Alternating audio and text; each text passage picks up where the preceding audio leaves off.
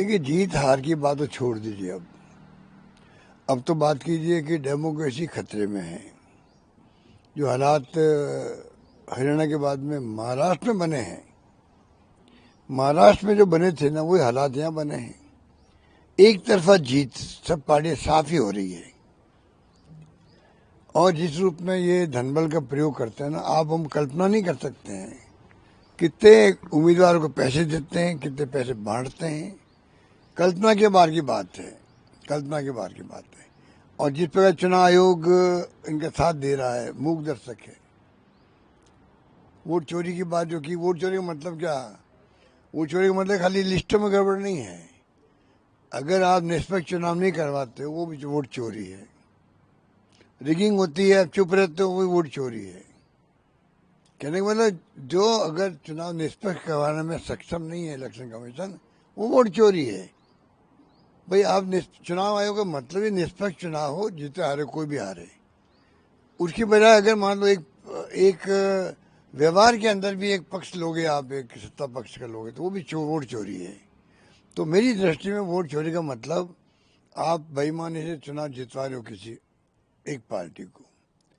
Number एक, जो धनबल का प्रयोग ये लोग कर रहे हैं, धनबल का, वो तो कमाल के कर रहे हैं। तो डेमोक्रेसी कैसे रहेगी? चुनाव आयोग के रवैया ये हो। सुप्रीम कोर्ट में एफआईआर चल रही है। आप सुप्रीम कोर्ट की बात नहीं मानोगे, आपने एफआईआर शुरू कर दी कई राज्यों में।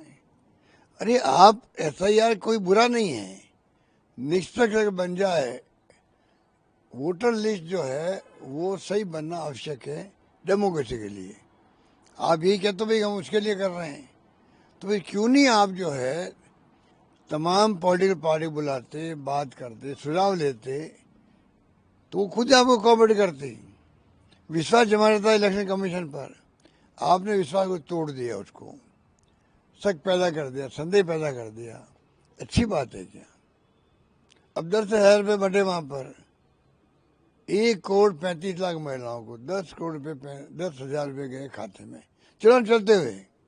मुझे आश्चर्य हो रहा है, इलेक्शन कमीशन को हो क्या गया है? दिन दहाड़े डाका होने वाली बात हो रही है।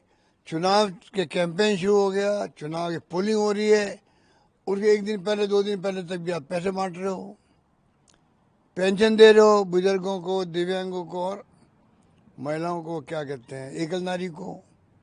ठीक है। और सबसे बड़ी विधवाओं को भी। राजस्थान में क्या हुआ था? चुनाव शुरू होते ही सब पेंशन मिलना बंद। ये तो उदाहरण के सामने है, पूरा देश देखेगा, पूरे देश की जानकारी मिलेगी। राजस्थान में क्या, बाकी राज्यों में पता नहीं। राजस्थान के अंदर हमारे यहाँ पर जैसे ही चुनाव डिक्लेयर हुए, कोड ऑफ कंडक्ट लागू हुआ, हम मोबाइल बांट रहे थे 1,40,00,000 महिलाओं को।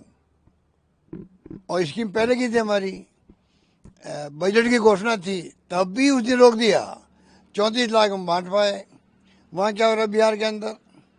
आप कहते हो तो पहले की घोषणा थी, घोषणा पहले की थी, तो भाई चुनाव डिक्लेयर होते ही कम से कम रोक देते ना आप। अभी आपने अलो क्यों किया उनको? ये मेरा आरोप है इलेक्शन कमीशन पर कि जिस प्रकार का वो व्यवहार कर रहा है। नेता पति पर कोई बात कहते हैं तो वो जिस प्रकार जवाब देते हैं, हमें तो शर्म आती है कि इस देश के अंदर इतना बड़ा मुल्क है जिसकी डेमोक्रेसी तारीफ पूरी वर्ल्ड में होती है, वहाँ का इलेक्शन कमीशन इस प्रकार व्यवहार कर रहा है। बहुत दुर्भाग्यपूर्ण है और कंडम करने लायक है।